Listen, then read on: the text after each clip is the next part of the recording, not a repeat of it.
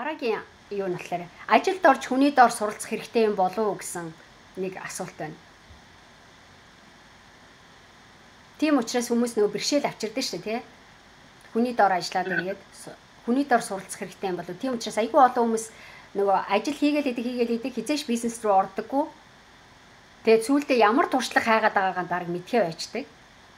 Тэ?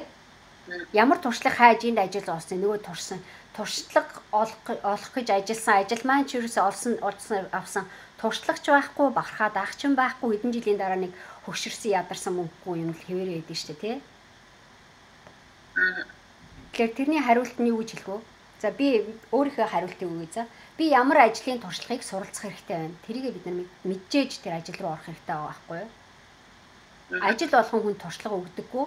Яг жижигхэн хүмүүсийн харилцаа ч юм уу тэр дотор жоохон юм сурдаг. Гэтэ тэр бол өсрөөл нэг 3 сарын дотор хүн хангалттай туршлага олоод авах боломжтой байдаг байхгүй юу?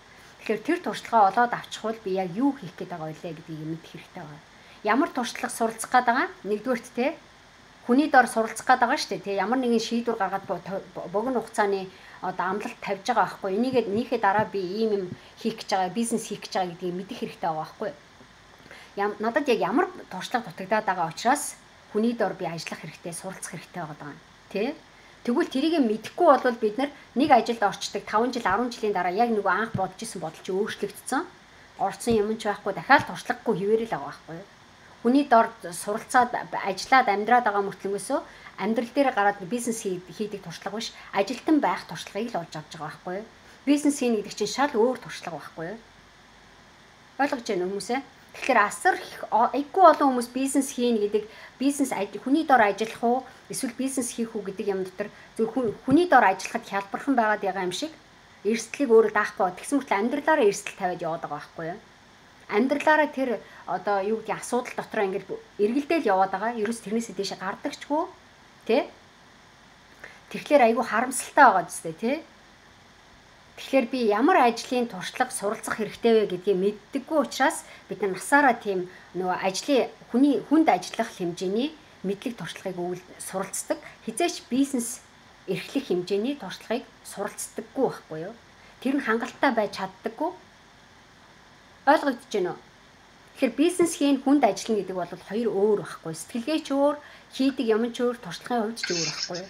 Бизнес хийх гэж байгаа хүн бол заавал одоо яг ажил хийж болно тодорхой хэмжээний юм ажил дээрээ сайн ч гэдэм уур чадвар суурьшаа ч юм одоо нэг юм хийгээс одоо жишээл компьютер интернет вебсайт хийдэг компани байж ямар нэгэн дижитал эйженсид ажид ороод ч юм уу туршлага заагаад өөрөө энийг яаж хийх юм бэ ийм технологи байдаг юм байна ийм юмнууд тэрийг өөрөө мэдэж аваад хаанаас одоо юмаа юу гэх юм байна юм болохгүй бол хиндүү хандвал яаж асуудгийг тэр сургалтаа яаж олж авдгийг те тэр мэрийгээ мэдээд авчвал сайн байхгүй тэр чин туршлага уур чадварын туршлага байхгүй юу?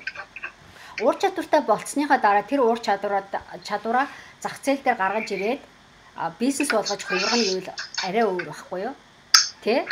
Тэгэхээр яг надад ямар туршлага суралцах хэрэгтэй юм гэдгийг мэдж байгаа хүн л ямар нэгэн хүнд ажилдаг, ажилласан ч амжилттай ажиллаж чаддаг, юу сурах гэж байгаагаа мэддэг, ямар төрлийн туршлагыг эзэмших гээд байгаагаа мэддэг.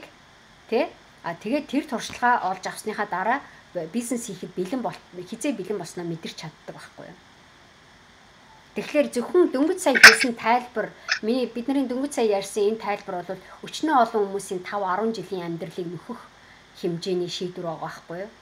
Хэмнэх хэмжээ 5-10 жилийн амьдралыг хэмнэх хэмжээний шийдвэр байгаа байхгүй юу? Тэгэхээр бид ухаангүйгээр асар их юм ордог тий хэрэггүй юмнуудыг хийдэг зөвхөн туршлагын төлөө гэж ажиллаад байгаа боловч насаараа бид нар ажлын боол болж хувирдаг байхгүй юу? Тий? Ойлгомжтой хүмүүсээ? Ойлгомжтой. Чухал байгааз тий хүмүүсийн гаргадаг алдаанууд. Хувь хүмүүс яагаад бизнес ордоггүй вэ гэдэг дээр чухал юм яригч байгаас тий.